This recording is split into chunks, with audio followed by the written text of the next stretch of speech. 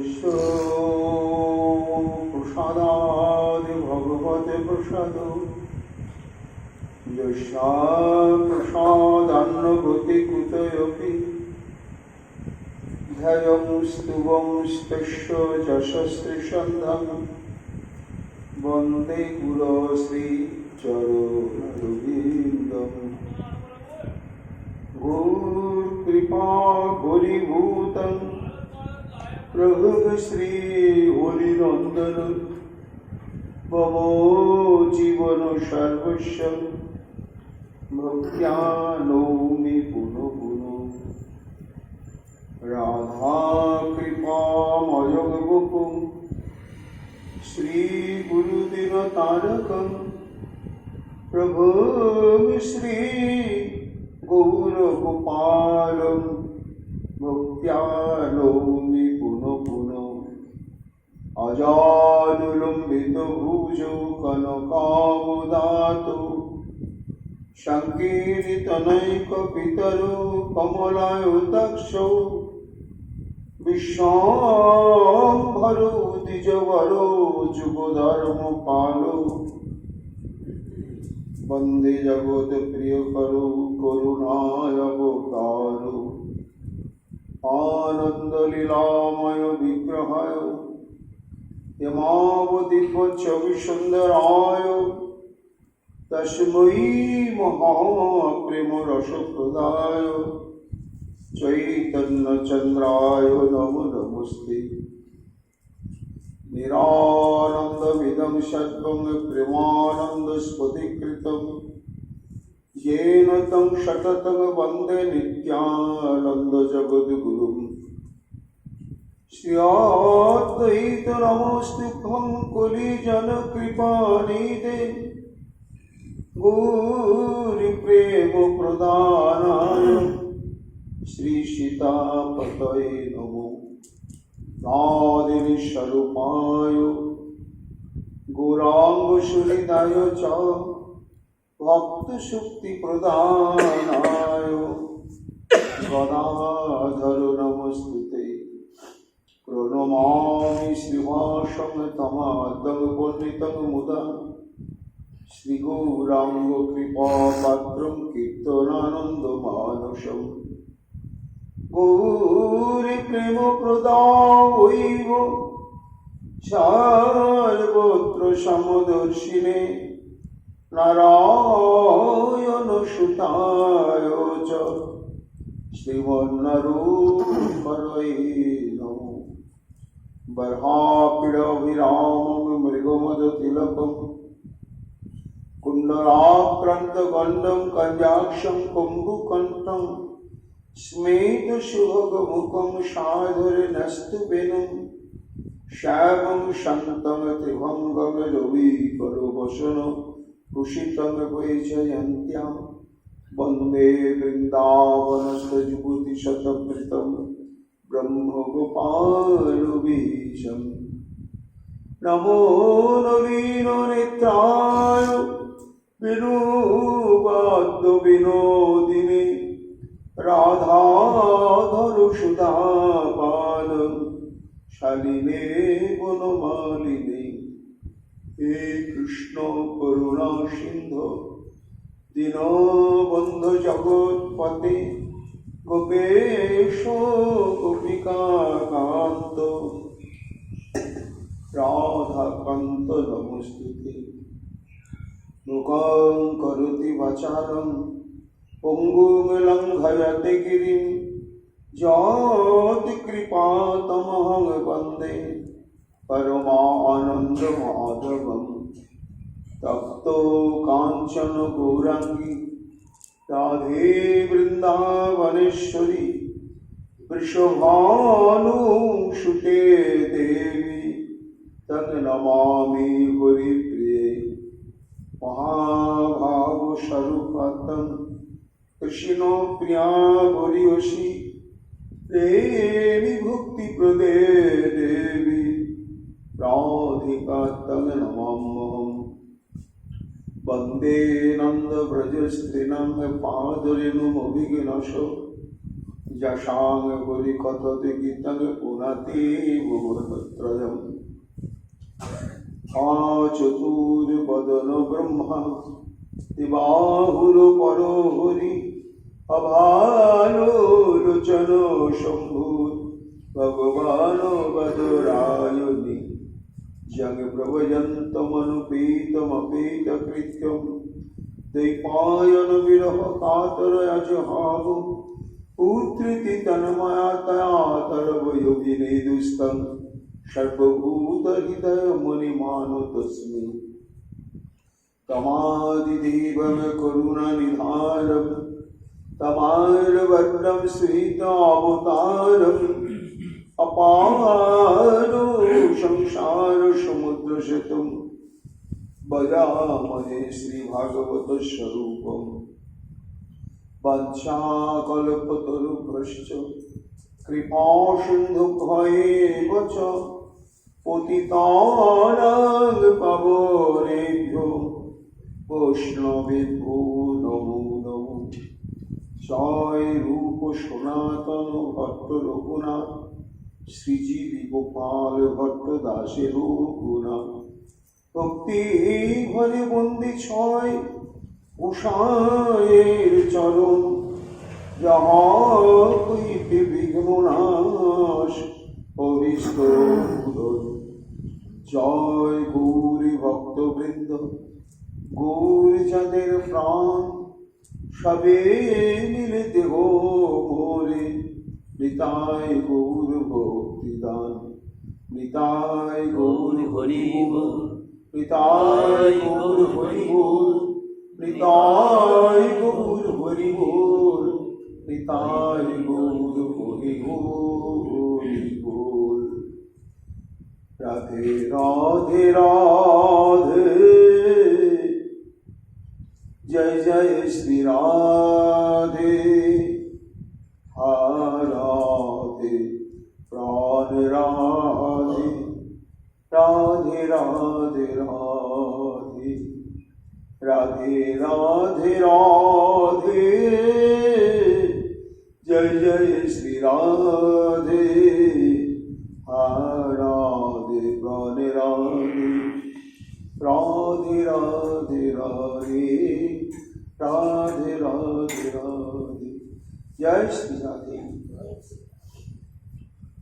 অম্ব জন্মজনি সদন্তর্গত মায়ার পপশেষিতু দুষ্টুং মঞ্জু মোহিত মন্নদপি তদ্বৎসলিত বৎসপান নিত্যান্নত্র কুরুদ্ভান্তর দধাক্ষে অবস্থিত জপুরা দৃष्ट्वा घासुरमोक्षणं प्रभवतः प्राप्त परम विस्मयम्। सर्ववेदांत सार पुराण चक्रवर्ती श्री श्रीमद् भागवत महापुराणे दशम स्कंदे त्रयोदश अध्याय परमहंस चूड़ामणि परिव्राजक आचार्य बैष्णवनंदन श्री सुखदेव गोस्वामी पाद गंगा तटे सम्मुखे भूमिष्ठ महाराज परीक्षित मरणशील मानुषिक जीवने मुख्य कर्तव्य हच्छे निरंतर সেই ব্রজে রাজনন্দন লীলা পুরুষোত্তম শ্রী গোবিন্দের অমৃতময় লীলা কথা শ্রবণ কীর্তন এবং স্মরণ কর্তব্য। এটি সম্যক রূপে অনুভব করেছেন মহারাজ পরীক্ষিত। তাই তিনি এক মুহূর্ত সময় আর ব্যর্থ করতে চান না, তাই প্রায় উপবেশন ব্রত গ্রহণ করেছেন এবং নিরন্তর বলে চলেছেন সুখমণি গোবিন্দের লীলা কথা। মহারাজ ওই দেখো অম্ব জন্মজনি তৎ অন্তর্গত মায়ার ভকস্যের সেতু অর্থাৎ শ্রীকৃষ্ণ যখন সখাগণকে আশ্বস্ত করে ভোজন থেকে বিরত না হয়ে তার স্বচ্ছন্দে ভোজন করতে থাকুক, গোবিন্দই সমস্ত বাছুরবৃন্দকে অনুসন্ধান করে ফিরিয়ে আনবেন, এইভাবে প্রতিশ্রুতি দিয়ে ভোজনরত অবস্থায় বেরিয়ে পড়লেন শ্রী গোবিন্দ। কিন্তু লীলাশক্তির অদ্ভুত বৈচিত্র্যময় প্রভাব আর অনুসন্ধান করে পেলেন না। বন থেকে বনান্তর, কত গিরি গুহা কন্দর, কত কুঞ্জ, কত সরোবরের তীরভূমি, একটি বাছুরকেও খুঁজেই পেলেন না, দেখতেই পেলেন না। এবং আরো অদ্ভুত, তৃণশূন্য স্থানে কোনো বাছুরের পদচিহ্ন দেখা গেল না। শ্রীকৃষ্ণ বহুক্ষণ ধরে অনুসন্ধান করতে করতে বিচলিত হয়ে পড়লেন, কি এই বৎসগুলো গেল কোথায়? আমি তো একা একা, হয়তো একদিকে আমি অনুসন্ধান করছি, বৎসগুলো অন্যদিকে চলে যাচ্ছে, আমি বুঝতে পারছি না। সুখমণি বলছেন, মহারাজ এই লীলাটি দর্শন করছিলেন কে? অম্ব জন্মজনী, অর্থাৎ অম্ব জন্মজনীর শব্দের অর্থ হচ্ছে জল জন্মা।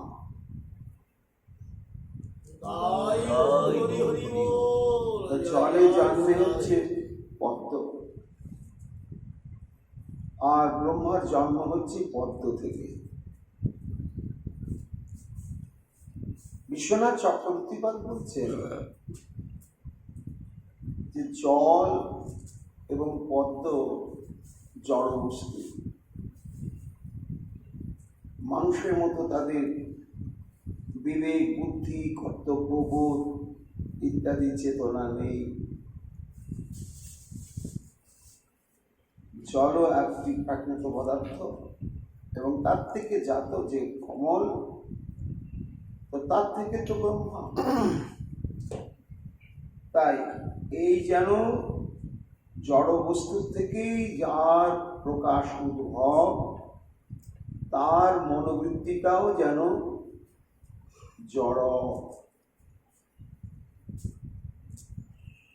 শ্রীকৃষ্ণকে বিচলিত দেখে ব্রহ্মা ভাবলেন, দ্রষ্টুম মঞ্জু মোহিত মন্নদপি। বাহ, ভালোই তো, ইনি তো সর্বজ্ঞ তত্ত্ব নন। আমি যে বৎসগণকে স্থানান্তরে নিয়েই চলে যাচ্ছি, উনি তো মোটেও বুঝতে পারছেন না। তাই এটি কি সত্যি সত্যি উনি ঈশ্বরতত্ত্ব নন, কিংবা ঈশ্বরতত্ত্ব হয়েও আত্মবিস্মৃত হয়ে রয়েছেন? লীলাপুরুষোত্তম তত্ত্ব তো তিনি নিশ্চয়ই কোনো মঞ্জু মোহিতম, কোনো অত্যাদ্ভুত মঞ্জু লীলা বিস্তার করবেন বলে। আমি আর একটু এর মধ্যে সংযোজন করি।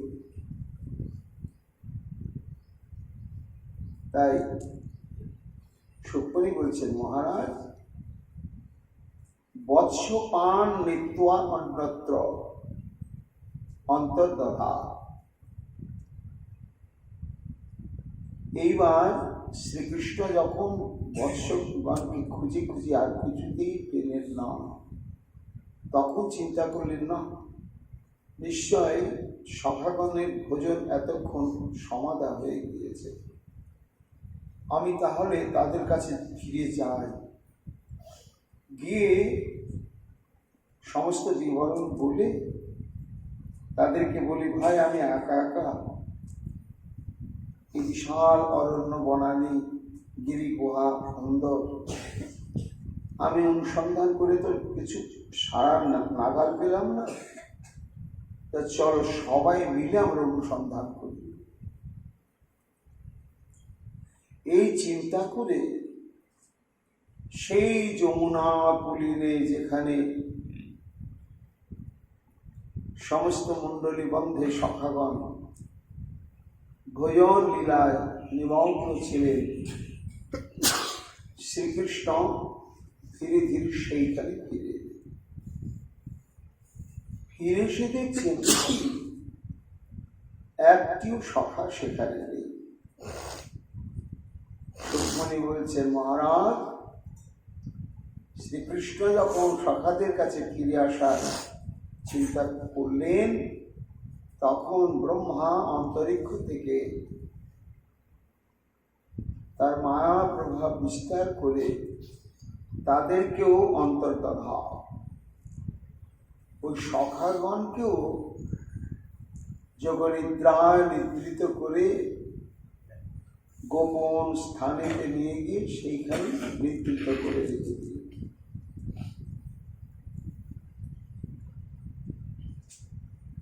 এইবার শ্রীকৃষ্ণ সেই স্থানে দেখছেন যে সখাগণ নেই।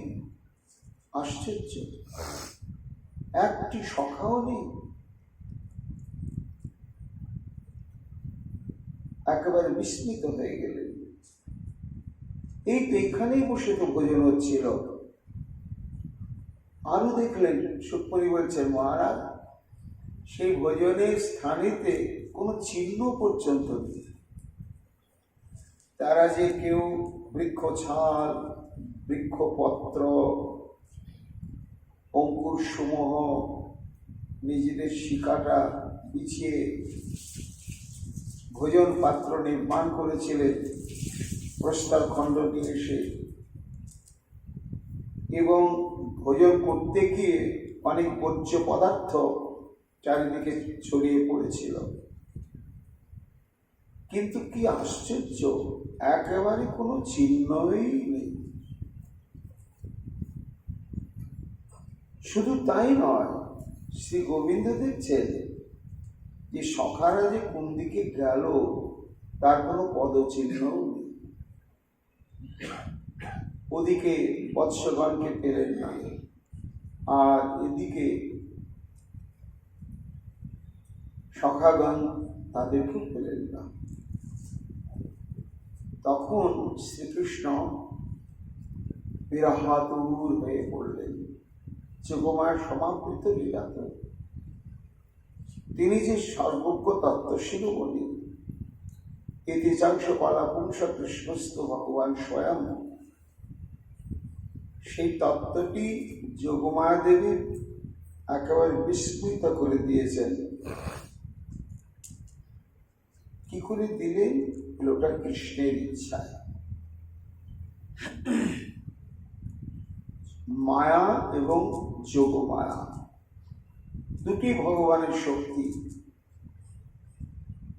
কিন্তু দুটির মধ্যে পার্থক্য রয়েছে। যোগমায়া হচ্ছে চিৎ শক্তি, বিশুদ্ধ সত্তার পরিণতি। তার শক্তি লোকে দেখাইতে অরূপ রতন ভক্তগণের গুরুদন প্রকট কইরা নিত্য লীলা হইতে। এই যোগমায়া হচ্ছে চিৎ শক্তি।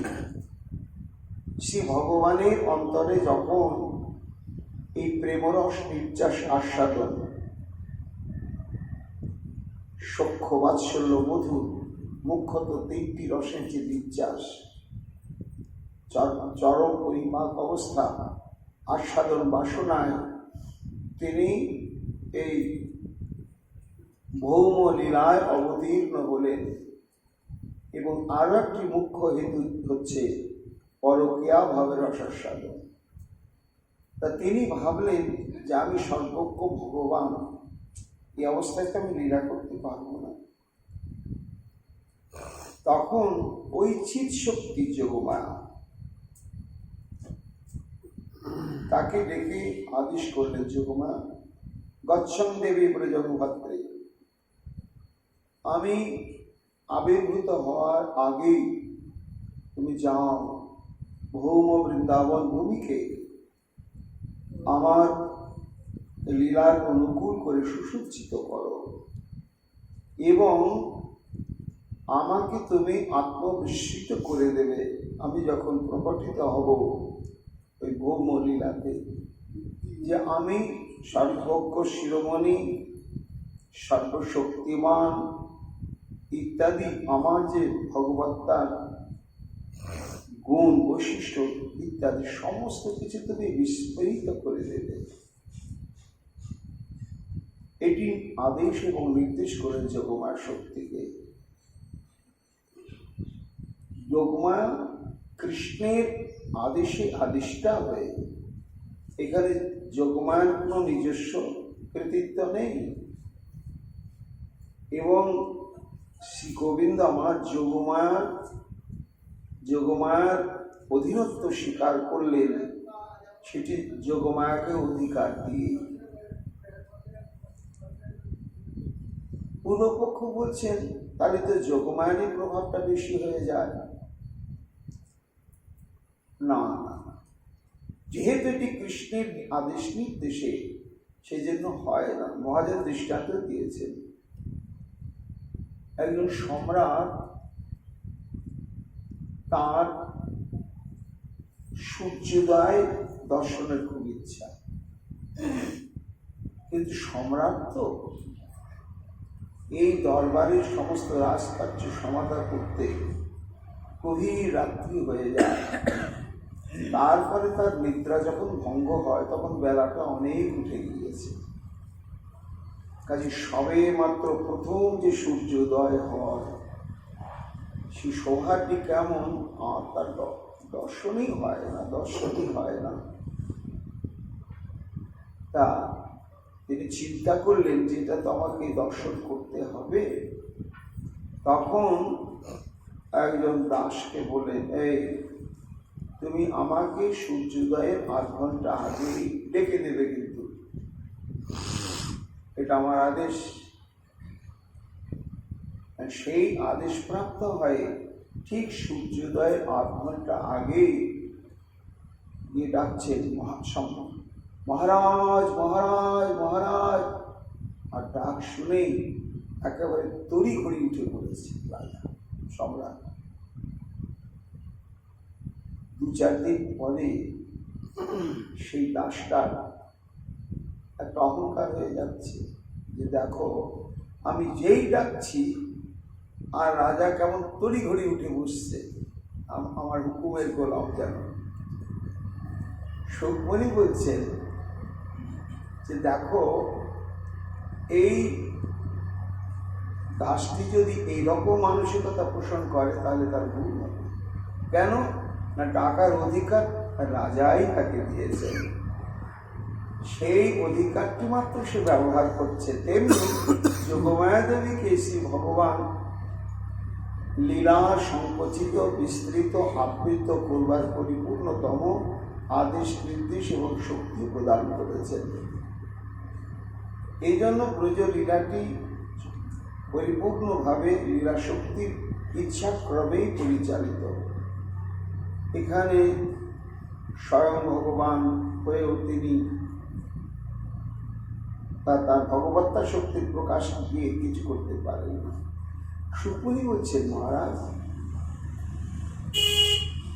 তোমাকে গতকালও বলেছি যে যোগমায়া কি করলেন, তস্মিন চরয়তুম উদ্যতে সতী যোগমায়েব সত্যান বৎস বালকান আচ্ছাদ্য বহিরঙ্গ মায়া সদ্য কল্পিতানেব তাং সদম দর্শয়দিক্যম।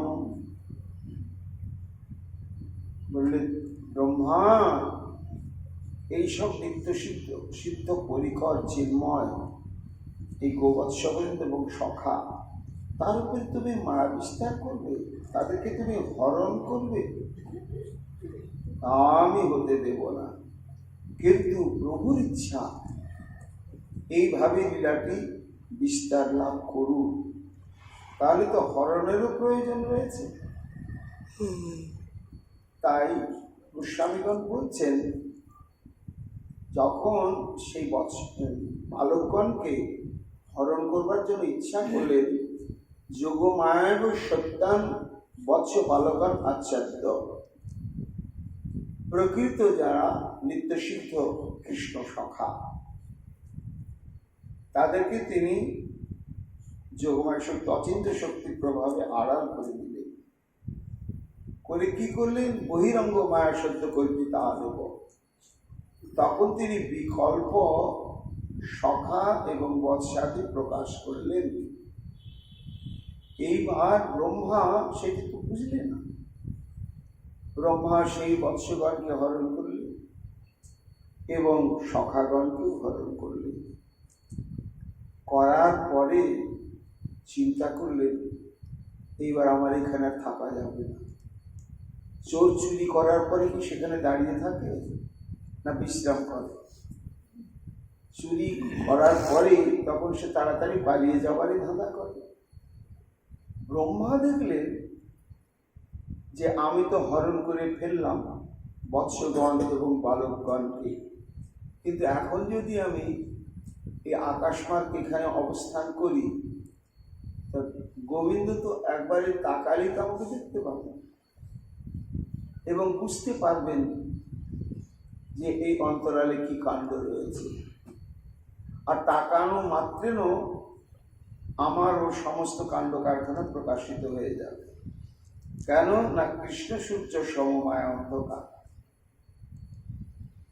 তখন সুকমণি বলছেন, মহারাজ এইখানে আর থাকা যাবে না।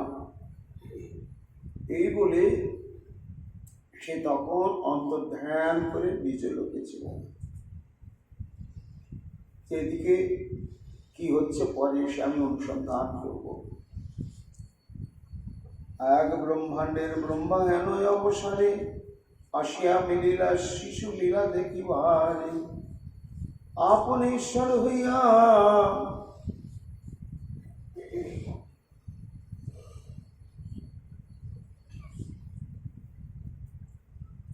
আর কিছু অপরূপ দেখিব মহিমা, কোন রূপে করে কৃষ্ণ কেমন ভঙ্গিমা।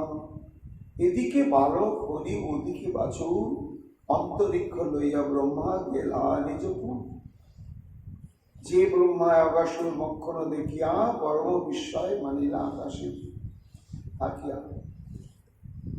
তত বৎসান দৃষ্টৈত্য পুলিনয়পি চ বৎসপান, উভাবপি বনে কৃষ্ণ বিচিকায় সমন্তত।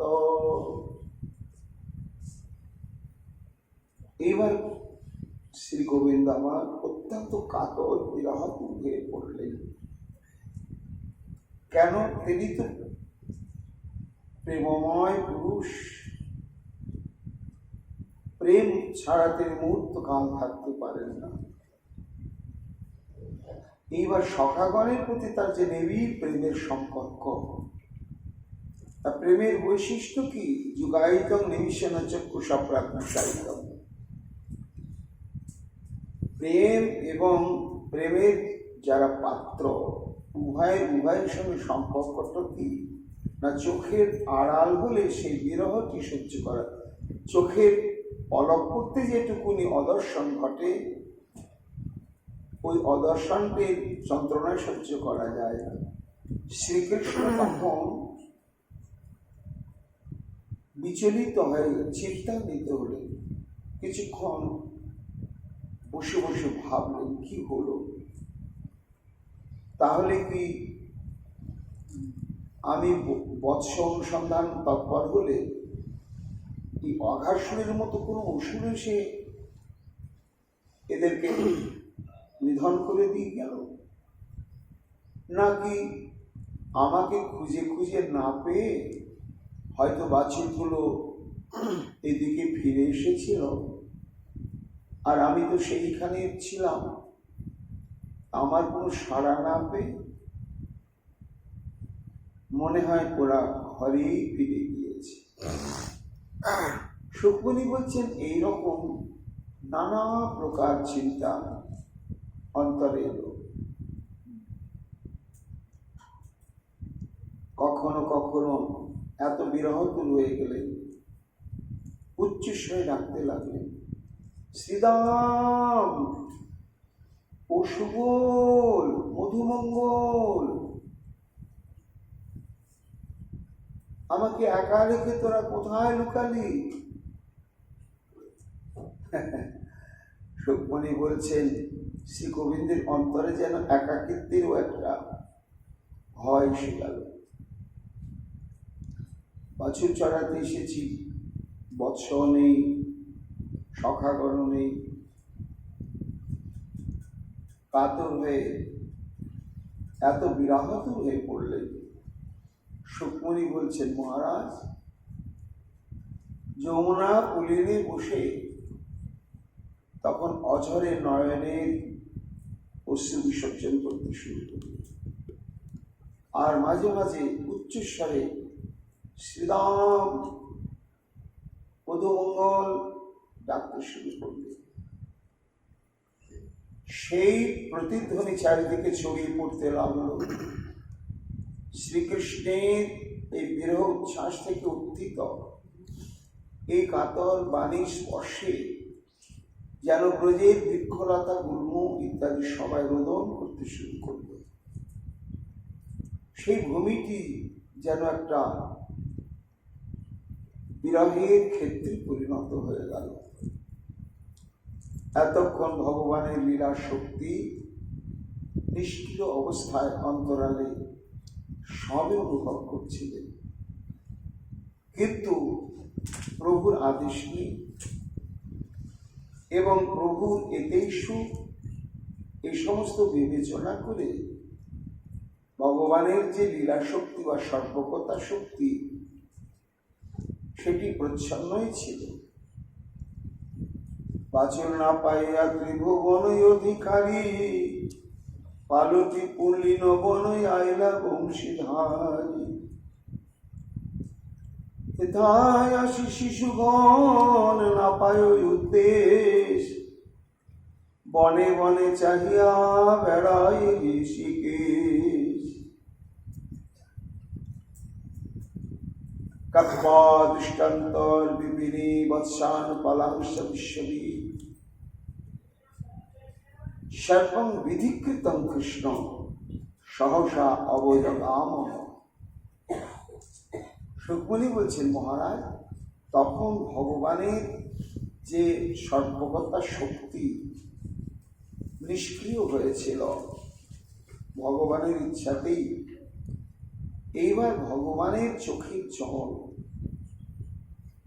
তার অসহায় অবস্থা দর্শন করে সেই সর্বকতার শক্তি আর নিষ্ক্রিয় থাকল না।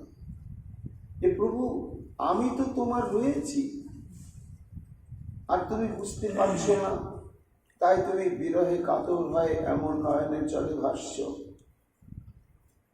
সক্রিয় হয়ে উঠল। যখন সক্রিয় হয়ে উঠল তখন সুখমণি বলছেন, হঠাৎ শ্রী গোবিন্দ অন্তর অনুভব করলেন, ও পাবো কেন, এদেরকে তো পাবো না, পাওয়া যাবেও না। কেন যাবে না? এরা সব যোগ নিদ্রায় নিদ্রিত হয়ে কোন গোপন স্থানে অন্তরালে অবস্থান করছে। এই জন্য আমি এই পরিদৃশ্যমান বৃন্দাবনে কখনই পাব না। কিন্তু করল কেমন? সর্বং বিধিকৃতম। ওই সর্বকতা শক্তি যখন সক্রিয় হলো তখন শ্রীকৃষ্ণ বুঝলেন, ও এটা ব্রহ্মারই খেলা।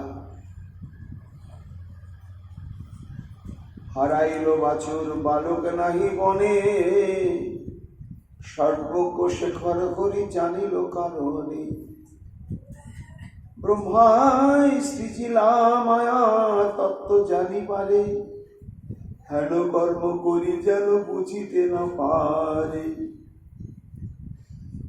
তুমি মায়া বিস্তার করেছ ব্রহ্মা, ভালোই হলো।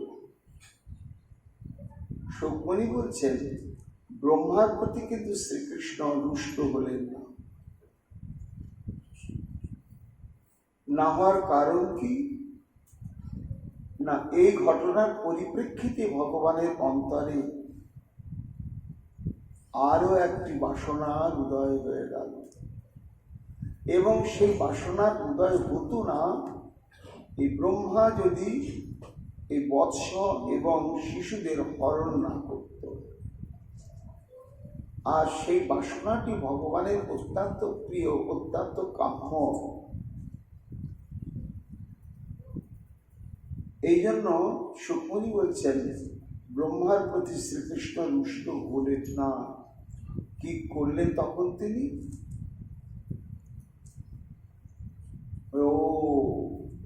আমাকে তো ফিরতেই হবে, তুমি যখন সবাইকে হরণ করে নিয়েছ, তখন তো সেই বৃন্দাবনের গোপপল্লীবাসী গোপবৃন্দ সে বেলি অবসানকালে সমৎসুক হয়ে থাকবে, তাদের সন্তানগণ এবং ওই সমস্ত বৎসগণ ফিরে আসবে বলে। কিন্তু যখন কেউ ফিরছে না, আমি একাই যদি ফিরে যাই, তাদের কাছে কি জবাবদিহি করা যাবে? এই জন্য এই ঘরে ফেরা লীলাটিকে বন্ধ করা যাবে না। তার জন্য তিনি অভিনব পরিকল্পনা গ্রহণ করলেন। সুকমণি বলছেন মহারাজ, ততঃ কৃষ্ণমুদং কর্তুং তন্মাতৃণাঞ্চ পুষ্যচ উভয়ায়িত আত্মানং চক্রে বিশ্বকৃত ঈশ্বর তত কৃষ্ণমুদং কর্তুং তন্মাতৃণাঞ্চ পুষ্যচ। আমরা জানি ভগবান লীলা বিস্তার করেন, তার উদ্দেশ্যই ভক্তচিত্ত বিনোদার্থম, ভক্তকে আনন্দিত করবার জন্য, সুখী করবার জন্য, মাধুর্য আস্বাদন করিয়ে সার্থক করবার জন্যই তার এই লীলা। তখন তিনি মনে মনে চিন্তা করলেন, বেশ ব্রহ্মা, তুমি তো আমার ভক্ত, আর ভক্তের বাসনা পূরণই তো আমার ব্রত। কেন ভক্ত না, ব্রহ্মাই হচ্ছে এই অষ্টাদশাক্ষর মন্ত্রের দ্বারা আদি কৃষ্ণ উপাসক। আমরা যে গুরু পরম্পরায় প্রাপ্ত হয়েছি, এই অষ্টাদশাক্ষর বিশিষ্ট গোপাল পুত্র, এটি আমরা ব্রহ্মার থেকে প্রাপ্ত হয়েছি, এবং আদি কৃষ্ণ উপাসকই হচ্ছেন ব্রহ্মা। এই অষ্টাদশাক্ষর মন্ত্রে তিনি শ্রীকৃষ্ণের আরাধনা করেন, চিরকাল করেন। তা যিনি ভগবানকে আরাধনা করেন, ভগবান তো তার প্রতি প্রীতই থাকেন। আমরা যে এই মন্ত্রটি প্রাপ্ত হয়েছে সেই ব্রহ্মা থেকে নেমে এসেছে। ভগবান থেকে ব্রহ্মা, ব্রহ্মা থেকে নারদ, নারদ থেকে ব্যাসদেব, তারপরে মধ্যাচার্য, তারপর পদ্মনাভ, নরহরি, মাধব, অক্ষর,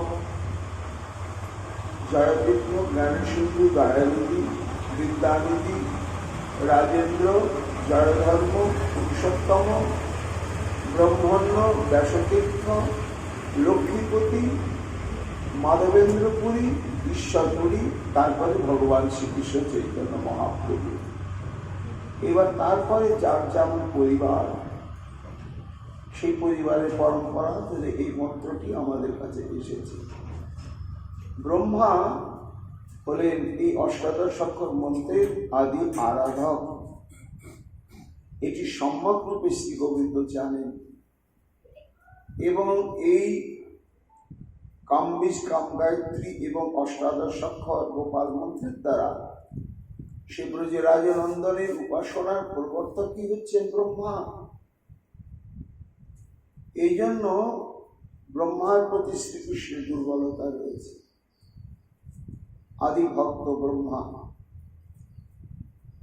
তাই ব্রহ্মাকে আনন্দ দেওয়ার জন্য, আর তাদেরকে আনন্দ দেওয়ার জন্য তন মাতৃনাঞ্চ, তাদের মাতৃবৃন্দকে সুখ দেওয়ার জন্য, আনন্দ দেওয়ার জন্য, তাদের অতৃপ্ত বাসনা পূরণ করবার জন্য শ্রী ভগবান ইচ্ছা করলেন। কাদের মাতৃবৃন্দ? না, ওই যে বাছুরগুলো, সেই বাছুরগুলোর যে মা, গোমাতা গাভী, তাদের আনন্দ বিধানের জন্য, তাদের বাসনা পূরণের জন্য, এবং ওই যে সমস্ত শিশুগণ শ্রীদাম, সুদাম, দাম, বসুদাম ইত্যাদি, তাদের যে মাতৃবৃন্দ, তাদের অতৃপ্ত বাসনা পূরণ করে দেওয়ার জন্যই শ্রী গোবিন্দ ইচ্ছা করলেন। কি বাসনা? গাভীগণের কি বাসনা ছিল, আর ওই সমস্ত সখাগণের মাতৃবৃন্দের কি বাসনা ছিল? সুখমণি বলছেন,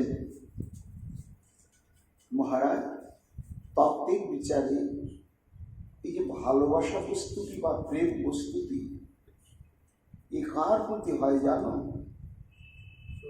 একমাত্র পরমাত্মার স্বরূপ শ্রী ভগবান। ওই ভগবানের চিৎকণ অংশ প্রত্যেকটি জীবের মধ্যে থাকে বলে আমাদের তারা প্রেমের পাত্র বা স্নেহের পাত্র হয়। পিতা পুত্রকে ভালোবাসে, মাতা পুত্রকে ভালোবাসে কেন? শরীরটাকে ভালোবাসে না। সেই পুত্রের অন্তরে রয়েছে চিৎকণ সত্তাময় একমাত্র প্রেমাস্পদ শ্রী ভগবানের অংশ। তার জন্যই প্রিয় প্রিয় ভাজন হয়। তো মূল শ্রীকৃষ্ণই হচ্ছেন একমাত্র অখণ্ড প্রেমাস্পদ। সেই গোবিন্দ যখন ব্রজমণ্ডলে আবির্ভূত হলেন, তখন ওই লক্ষ লক্ষ গোমাতা তারা শ্রীকৃষ্ণকে দর্শন মাত্রেন তাদের স্তনবৃন্দ থেকে দুগ্ধক্ষরণ হতে শুরু করল। তারা তখন বিধাতার কাছে আক্ষেপ করতে শুরু করলেন যে, হে বিধাতা, ওকে তো, ওই তো একমাত্র ভালোবাসার ধন, আমরা তো ভালোবাসবই, কিন্তু কি বলে ভালোবাসবো? না, ও হচ্ছে মানব শিশু, আমরা হচ্ছি গোজাতি। কি একটা পার্থক্য থাকবে যতই ভালোবাসা প্রকাশ করি। আরো পার্থক্য থাকবে কি না, ও হচ্ছে যশোদানন্দন, আমাদের নন্দন নয়। এই জন্য তাদের অন্তঃকরণে তীব্র বাসনা যে কৃষ্ণ যদি আমাদের বাছুর হতো, তাই যে আমার বাছুর, কে না সেই ভালোবাসার সম্পদ কৃষ্ণ। তখন এই মমত্ববোধটি একেবারে নিংড়ে নিংড়ে আমরা উৎসর্গ করে তাকে কৃতার্থ করতাম, কিন্তু না, সেটি তো সম্ভব নয়। সে তো নর শিশু, সে আমাদের গর্ভে জন্ম নিয়ে কেন বাছুর হবে? বাছুর যদি হয় তাহলে তো আমাদের এই প্রেমাস্বাদ সার্থক হয়। কৃষ্ণকে গাভীগত ভালোই বাসে, স্নেহে গাভী শ্যামঙ্গ চায়। নানা প্রকারে এই গোমাতাবৃন্দ কৃষ্ণের প্রতি প্রেম প্রকাশ করে, কিন্তু তাদের মনে ওই একটি অভাববোধ যে কৃষ্ণ কেন আমাদের বাছুর হলো না। আজকে শ্রী গোবিন্দ তার মাতৃনাঞ্চ মুদগত, ওই সমস্ত বৎসগণের যে গোমাতা, তাদেরকে আনন্দ দেওয়ার জন্য তাদের যে অতৃপ্ত বাসনা, যে বাছুর হলে আমরা বেশি সুখী হতাম, এই অতৃপ্ত বাসনা পূরণের জন্যই চিন্তা করলেন ভগবান। তাহলে প্রথম হচ্ছে অষ্টাদশাক্ষরীয় মন্ত্রের সাধক পরম ভক্ত কৃষ্ণ আরাধক ব্রহ্মার মনোবাসনা পূরণ করে সুখ দেওয়ার জন্য। দ্বিতীয় হচ্ছে ওই সমস্ত গোমাতা বৃন্দের জন্য। আর তৃতীয় হচ্ছে এই সমস্ত সখাগণ যারা শ্রীকৃষ্ণের সঙ্গে সর্বক্ষণ থাকে, তাদের যে মাতৃবৃন্দ, তাদেরও ওই গোমাতা গণের ন্যায় অবস্থা। তারা তো শ্রীকৃষ্ণকে আপন আপন সন্তানের চাইতে বেশি ভালোবাসে। যেদিন থেকে শ্রীকৃষ্ণ গোকুলে প্রকটিত হয়েছে নন্দ বাবার ঘর আলো করে, সেই দিন থেকে এই সমস্ত শিশুগণের মাতৃবৃন্দ তারা আপন আপন সন্তানের চাইতে কৃষ্ণকে অধিক অধিক অধিক ভালোবাসে। এবং কেন ভালোবাসে নিজেরা বুঝতে পারে না। তা অধিক যতই ভালোবাসুক, তবুও তাদের মমত্ববোধের একটা ফাঁক থাকে। সেই ফাঁকটা কি না, কৃষ্ণকে আমরা যতই ভালোবাসি, আমার ছেলে, এই কথাটা আমরা বলতে পারছি না, ওটা যশোদার ছেলে। এই যশোদার ছেলে অত্যন্ত আমরা ভালোবাসি। এই যশোদার ছেলে কোনোদিন কি আমার ছেলে হবে? আমার ছেলের মতন করে সমস্ত হৃদয় নিংড়ানো মমত্ববোধ দিয়ে কি আমি কখনো আদর করতে পারব? এই একটি অতৃপ্ত অবস্থা সমস্ত ব্রজমায়ীদের অন্তঃকরণে। সর্বান্তর্যামী ভগবান যখন তিনি প্রকটিত হয়ে এই সমস্ত গোমাতা বৃন্দ এবং ওই সখাগণের মাতৃবৃন্দের অন্তরে হাহাকার অনুভব করেছিলেন এবং তারা বিধাতার কাছে প্রার্থনা করছিলেন যে কৃষ্ণ যেন আমাদের বাছুর হয়, কৃষ্ণ যেন আমাদের সন্তান হয়, তখনই ভকত বৎসল শ্রী গোবিন্দ মনে মনে তাদেরকে বলেছিলেন যে তোমাদের বাসনা পূরণ করব। কিন্তু এই জন্মাবধি পরম্পরা ধরে যতগুলো লীলা গোবিন্দ অবতারণা করলেন, তার মধ্যে এই তাদের বাসনা পূরণ করার সুযোগটা হলো না। একটা সুযোগ না হলে তো হঠাৎ করে লীলার ক্রমভঙ্গ করে দিয়ে বাসনা পূরণ করা যায় না। কিন্তু আজকে ব্রহ্মা এই সমস্ত শিশুবৃন্দকে আর বৎসগণকে হরণ করার জন্য আজ আমার সেই সুযোগটা হয়ে গিয়েছে। তখন মনের মধ্যে আনন্দ হলো। এতক্ষণ যে বিরহে একেবারে মরণান্ত অবস্থা প্রাপ্ত হয়েছিলেন সখাদের না পেয়ে না দেখে, কিন্তু এই কথাটা মনে হওয়ার সঙ্গে সঙ্গে শ্রীকৃষ্ণের অন্তরেও আনন্দের সঞ্চার হয়ে গেল। কেন জানলাম যে ব্রহ্মা আমার এই লীলার আস্বাদনের প্রত্যাশী, আর কৃষ্ণ তাহা করে যাহা বাঞ্ছে ভৃত্য, ভৃত্যের বাঞ্ছা বিনা কৃষ্ণের নাহি অন্য কৃত্য। শ্রী ভগবানের কর্মটা কি? কোন কর্ম করেন তিনি? তার নিজস্ব কোনো কর্ম প্রচেষ্টার প্রয়োজন নেই। কর্ম করেন কেন না, কর্ম করেন একমাত্র ভক্তগণের মনোবাসনা পূরণের জন্য, ভক্তগণকে আনন্দিত করবার জন্য। তাই সুকমণি বলছেন, মহারাজ তত কৃষ্ণমুদম বুদ্ধং তন্মাতৃণঞ্চ পুষ্যচ উভায়িত আত্মানং চক্রে বিশ্বকৃত ঈশ্বর। অর্থাৎ প্রেমিক ভক্তির অন্তরে তীব্রভাবে যখন প্রেম সেবা বাসনা উদয় হয়, তখন শ্রী ভগবান তা পূরণ না করে থাকতে পারেন না। তিনি তা পূরণ করবার জন্য তৎপর হন। তখন তিনি কি করলেন? আত্মানং চক্রের বিশ্বকৃত ঈশ্বর, নিজেই তখন প্রকটিত হলেন বৎসরূপে এবং শিশুরূপে। গোপগোপীগণে চাহে বাড়িতে প্রীতি, সন্তোষ লোভিতে চাহে ব্রহ্মস্বরূপতি। হেন কর্ম করি আমি কোন পরকারে, বৎস শিশু দুই রূপ হইল এক স্বরে। মহাজন বলছেন নিজেই সে শত শত বৎসরূপ ধারণ করলেন আর নিজেই শিশুরূপ ধারণ করলেন। এই যে ধারণটা করলেন তা সবই কি একরকম হলো দেখতে? না না, একরকম না মহারাজ। যাবৎ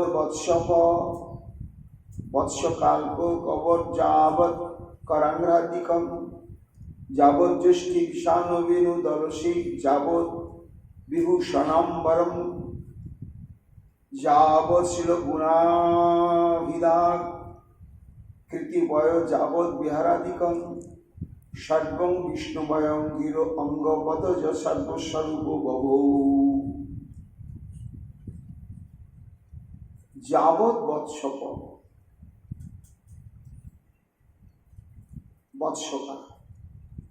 অর্থাৎ ওই সমস্ত বৎস পালক বাছুর চড়ানো সখাগণ যার যেমন আকৃতি প্রকৃতি, যে যে রঙের বস্ত্র পরিধান করেছিল সব তো একরকম ভাবেই না,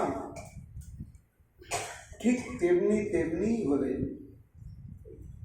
প্রত্যেকের শরীর সঙ্গে মিল নেই। এবং করাঙ্গিকম, প্রত্যেকের অঙ্গ প্রত্যঙ্গ যেমন ছিলেন, কার হয়তো শরীরে কোথাও একটা কাটা চিহ্ন আছে, এটা ছিলই বরাবর, কারো কোথাও একটা আঁচিল রয়েছে, কারো শরীরে কোনো একটা জরুর রয়েছে।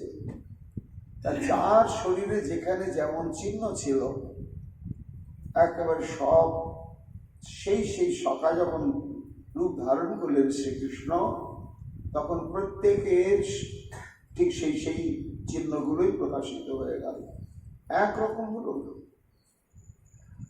এবং কারো বাঁশিটা একটু ছোট, কারো বড়, কারো মাঝারি, ঠিক তেমনি সমস্ত শিঙা, বাঁশি, তারপরে লঘু ইত্যাদি ইত্যাদি।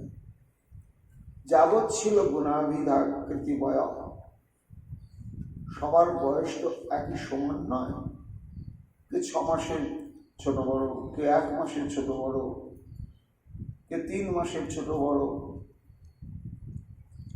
যে যত মাসের ছোট বড় বা যত দিনের ছোট বড়, ঠিক তদনুরূপী বয়সকে প্রকাশ করলেন শ্রীকৃষ্ণ নিজের মধ্যে। এবং যার যেমন কণ্ঠস্বর, সবার কণ্ঠস্বর তো একই রকম হয় না, এটাই ভগবানের অদ্ভুত বৈচিত্র্য। যে কোটি কোটি মানুষ যখন কেউ ডাকবে তখন আমরা বুঝতে পারি অমুকের কণ্ঠস্বর এটা, ভ্রান্তি আসে না। যত মানুষ তত প্রকার কণ্ঠস্বর আর তত প্রকার মুখাবয়ব, আর মুখের চেহারা হুবহু একরকম হয় না, ভেদ থাকেই থাকে।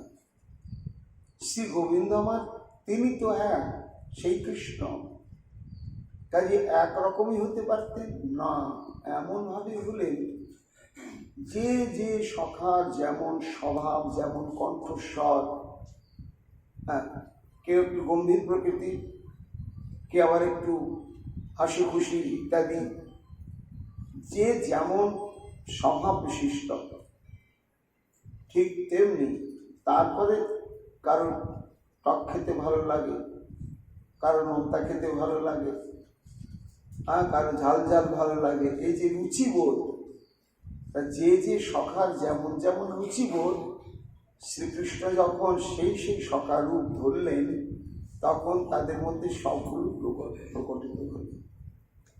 রুক্মিণী বলছেন, মহারাজ সর্বং বিষ্ণুময়ং গির অঙ্গ পদজ, এই যে মহাজনগণ কর্তৃক ঘোষিত একটা বাণী রয়েছে, কি না সর্বং বিষ্ণুময় জগৎ।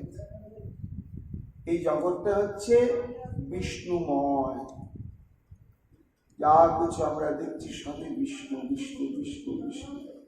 তাই এই যে বিষ্ণুময় জগৎ মহাজন কর্তৃক এই যে বাণীটি আজকে যেন শ্রী গোবিন্দ সার্থকভাবে রূপায়িত করলেন।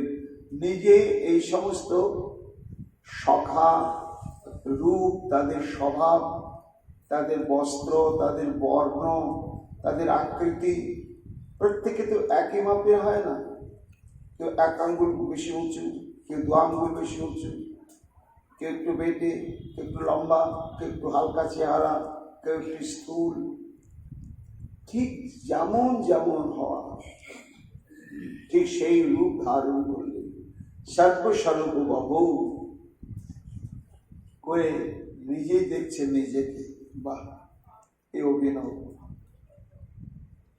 আমার মনে আরো একটা সংকল্প ছিল যে এইসব সখাকে নিয়ে আমি আসি আর এই সমস্ত অসুর গণেশদের আক্রমণ করে, আর আমি বিচলিত হয়ে পড়ি। এইবার আমি যদি সব সখার ধারণ করি তাহলে আক্রমণ করলে তো আমাকেই করবে। এরা তো বিচলিত হবে না, ভীত সন্ত্রস্ত হবে না।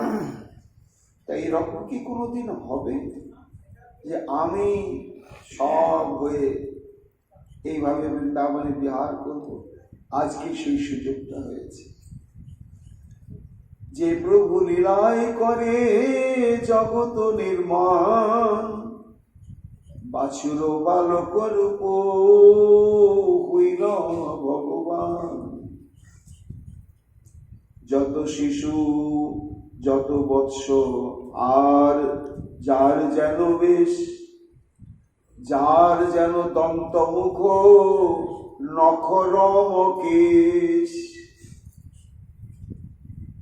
যে মা যত বড় যার বরণ আকার, যার যেন কর পদ শিল ব্যবহার,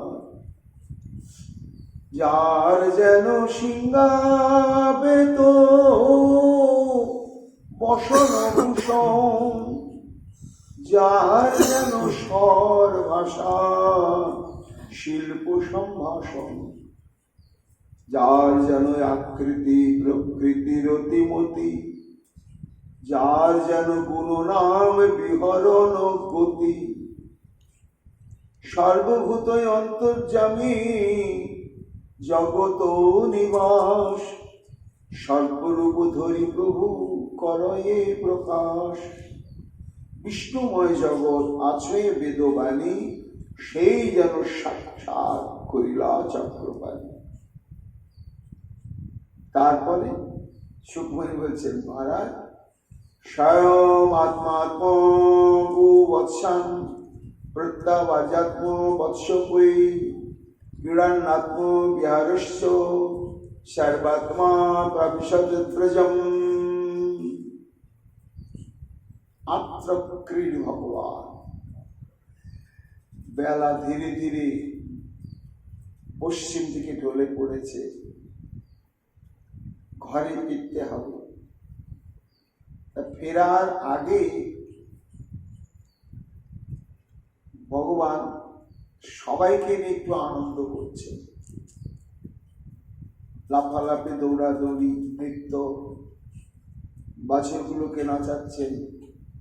সুখমণি বলছেন সানুভাবা আনন্দে বিভোর, নিজেই নিজেকে নিয়ে আজ আনন্দ প্রকাশ করছেন গোবিন্দ। নিজেই আশ্রয় তত্ত্ব হয়েছে, নিজেই বিষয় তত্ত্ব হয়েছেন।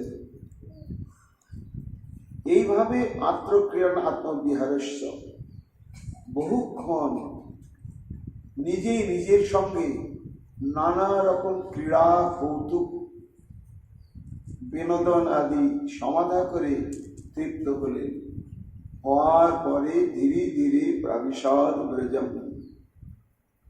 তখন প্রত্যেক দিন যেভাবে সখা পরিবৃত হয়ে শ্রীকৃষ্ণ ফিরে যান গোষ্ঠালয়ে। আজও তেমনি করে ফিরতে লাগলেন, শিঙা বাজাতে বাজাতে, বাঁশি বাজাতে বাজাতে।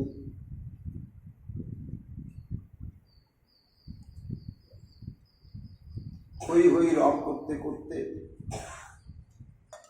আপনে বাছুর রূপ ধরে নারায়ণ, আপনে বালক রূপে করয়ে পালন, আপনে আপনে হরি করয়ে পালনে, আপনে আপনা লইয়া বিহরে আপনে, আপনে আপনা লইয়া দিন অবসানে, ব্রজপুরে নন্দসুত চলিলায় আপনে। সুকমণি বলছেন, মহারাজ এই যে ঘরে ফেরার মাধুর্যটি এমন মহিমামণ্ডিত, ঠিক প্রত্যেকদিন যেভাবেই শ্রী গোবিন্দ যান আজও সেইভাবে নাচতে নাচতে ধুলো ধূসরিত হয়ে সেভাবেই সবাই চলবে। তৎতৎবৎসান পৃথক নীত্বা তদ্গোষ্ঠী নিবিশ্য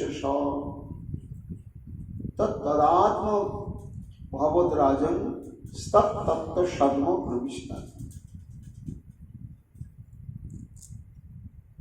এইভাবে তারা আপন আপন সমস্ত পল্লীতে প্রবেশ করলেন।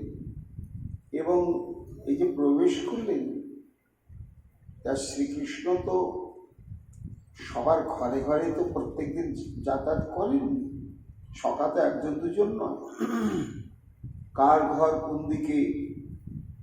কিন্তু আজকে বাছুর শ্রীকৃষ্ণ, সখাও শ্রীকৃষ্ণ, যার যার বাড়ি যে পাড়ার দিকে, সেই দিকের যারা সখা বৃন্দ তারা তখন সেই দিকে মুখ করে চলতে লাগে, এবং তাদের যে সমস্ত বৎসগুলো সব সেই দিকেই চলতে লাগে। কৃষ্ণই তো সব। এইভাবে যত যত পল্লীতে স্বতন্ত্রভাবে বসবাস করত এই শিশুগণ, ঠিক তত্ত্ব পল্লীর অভিমুখেই আজকে শ্রীকৃষ্ণ সেই সেই শিশু রূপ ধারণ করে আর বৎসরূপ ধারণ করে প্রবিষ্টবান প্রবেশে উদ্যত হলেন। বোঝাই যাচ্ছে না যে সবই কৃষ্ণময়। যার যার বৎসগণ ভিন্ন ভিন্ন করি নিজ গোষ্ঠী চলিলা সেই শিশু এসে ধরি। সেই বৎস, সেই লীলা, সেই শিশু বেশ, সেই রূপে প্রবেশ করিলা ঋষিকেশ। কি অদ্ভুত লীলা! সুকমণি বলছেন, মহারাজ আজকে সবাই শত শত কৃষ্ণ। রাসলীলা আমরা দেখবো যত গোপী তত কৃষ্ণ, কিন্তু প্রত্যেক গোপীর কাছে এক স্বরূপেই কৃষ্ণ ছিলেন। কিন্তু এই বিচিত্র রূপে, শিশু বৎস রূপে, এবং তাদের অলঙ্কার বস্ত্রাদি ইত্যাদি রূপে এই অদ্ভুত এক মাধুর্য লীলা। তো যখন ধীরে ধীরে আপন আপন পল্লীর দিকে নিকটস্থ হলেন তারা, এদিকে উৎকণ্ঠিত তাদের সমস্ত মাতৃবৃন্দ। বেলা তো ডুবতে বসেছে, সকাল সকাল ফিরছে না। এমন সময় তন মাতর বেণুর অবতরোত্থিতা উত্থাপ্য দুর্বি পরিরম্ভ নির্ভরম স্নেহস্নুত স্তন্য পয়সুধাসবম মত্ত্বা পরম ব্রহ্মে সুতান পায়ন। সখারা আপন আপন সিংহা এবং বেণু ধ্বনি করে দিলে। যখন আপন আপন পল্লীর নিকটস্থ হয়ে গেল, আপন আপন বাছুরগুলোকে নিয়ে সব আলাদা আলাদাভাবে আপন আপন পল্লীতে প্রবেশ উদ্যত হলো, তখন তারা কেউ শিঙা কেউ বেরিক ধ্বনি করে জানিয়ে দিলেন সব মাতৃবৃন্দকে যে আমরা আসছি, আমরা আসছি। সেই বংশীধ্বনি যখন, সিংহাধ্বনি যখন উত্থিত হলো, সঙ্গে সঙ্গে আজকে সমস্ত ওই মায়েরা ভীষণ চঞ্চল হয়ে উঠলেন। আজকে যেন সিংহাধ্বনিতে, আজকে যেন বেদের ধ্বনিতে একটু আর গভীর আকর্ষণ। সঙ্গে সঙ্গে তারা বেরিয়ে পড়লেন। বেরিয়ে পড়েই এইবার নিজ নিজ সন্তানকে দেখছে। দেখার সঙ্গে সঙ্গে সুকমণি বলছে, মহারাজ অদ্ভুত ঘটনা ঘটল। এতদিন এই সমস্ত ব্রজমায়ীরা শ্রীকৃষ্ণকে আগে স্নেহ লালন করবেন বলে ঠিক সূর্য অস্তাচলে যাবার আগেই সব পল্লীর বাইরে এসে দাঁড়িয়ে থাকে। কৃষ্ণ যখন বনভূমি থেকে বেরিয়ে গোপপল্লীর প্রান্তে এসে উপস্থিত হন, তখন এইসব মায়েরা ছুটে গিয়ে আগে কৃষ্ণকে আদর করে এবং তাদের স্তনক্ষরণ হতে থাকে।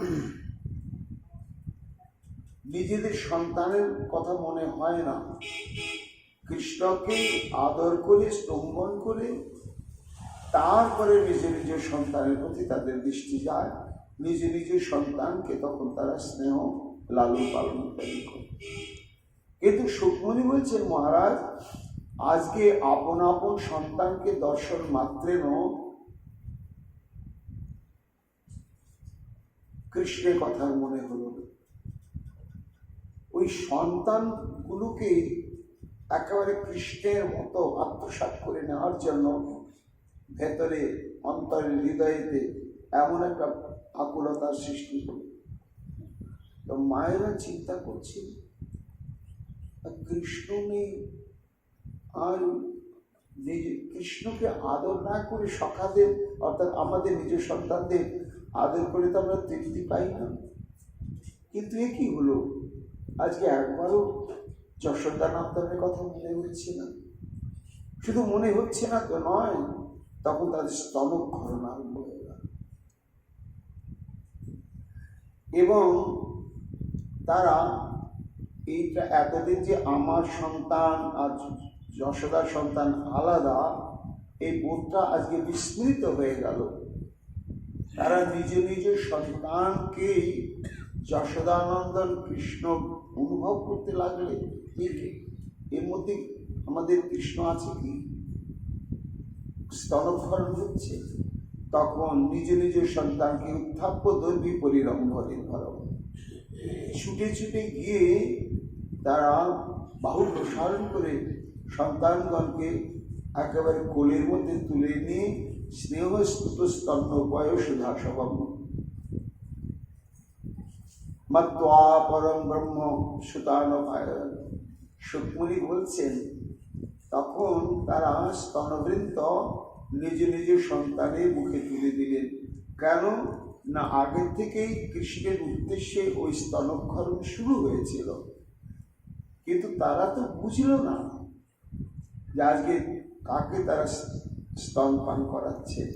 সুকমণি বলছেন, মহারাজ পরম ব্রহ্ম সুতানপায়, সেই পরম ব্রহ্ম সনাতন বহু রূপ ধারণ করে এই ভক্তের মনোবাসনা পূরণ করবার জন্য তিনি কি করলেন না, পান করলেন।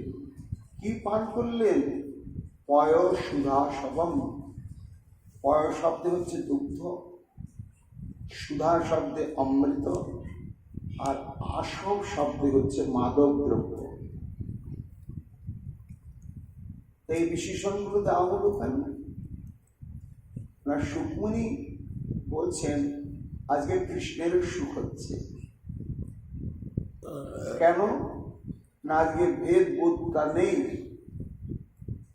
আমি যে যশোদার পুত্র, এই ভেদ বোধটা এদের অন্তরে চিরকাল থেকেই যেত আমাকে আদর করবার সময়। কিন্তু আজকে আমাকে আদর করছে, স্তনদান করছে আমার পুত্র জ্ঞান। আমি আর যশোদার পুত্র, এই ভেদ জ্ঞানটি বিন্দু মাত্র নেই।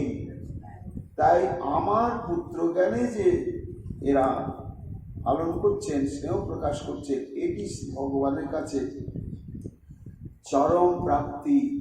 তখন তিনি সেই বাৎসল্য প্রেমবতী মাতৃগণের স্তনক্ষরিত যে অমৃত সুধা কেন না সেই স্তনদুগ্ধ অমৃতের চাইতো পরম সুস্বাদু এবং উৎকট মদিরার চাইতো অত্যন্ত মাদক সৃষ্টিকারী। ওই স্তনদুগ্ধ পান করার পরে ভগবান যেন একেবারে প্রমত্ত হয়ে যান, কিছুক্ষণ আচ্ছন্ন হয়ে পড়ে, এমন তাদের প্রেমরস মাখা সেই স্তনদুগ্ধ। তখন প্রাণ ধরে পান করতে লাগলেন এবং নিজেকে কৃতার্থ মনে করতে লাগলেন যে মা, তোমরা তো চেয়েছিলে আমি যদি তোমাদের পুত্র হতাম তাহলে তোমরা প্রাণ ঢেলে ভালোবেসে স্তন পান করে তৃপ্ত হতে। ঠিক শুকুনি বলছেন মহারাজ, গোশালাতেও ওই ঘটনাই ঘটল। সমস্ত গাভীগণ তারা ছুটে গিয়ে আগে কৃষ্ণের অঙ্গ লেহন করে, আঘ্রাণ নেয়, তারপরে নিজ নিজ বৎসের প্রতি তারা দৃষ্টি ফেরায়। কিন্তু আজ নিজ নিজ বৎসকে দর্শন মাত্রে নয়, তারা এমন চঞ্চল হয়ে গেল, ছুটে এসে একেবারে তাদেরকে লেহন করতে করতে যেন একেবারে আত্মসাৎ করে নেবে। এইভাবে শ্রী গোবিন্দ গোমাতাদের বাসনাও পূরণ করতে লাগলেন। এদিকে পরবর্তীতে আবার কি অভিনব লীলা বিস্তার হলো সেটি আমরা আগামীকাল মহাপ্রভুর কৃপায় শ্রবণ কীর্তন করব। এখনকার মতো ভাগবতী কথা আমাদের এইখানে বিশ্রাম লাভ করছে। বিদায় হরি বল, বিদায়।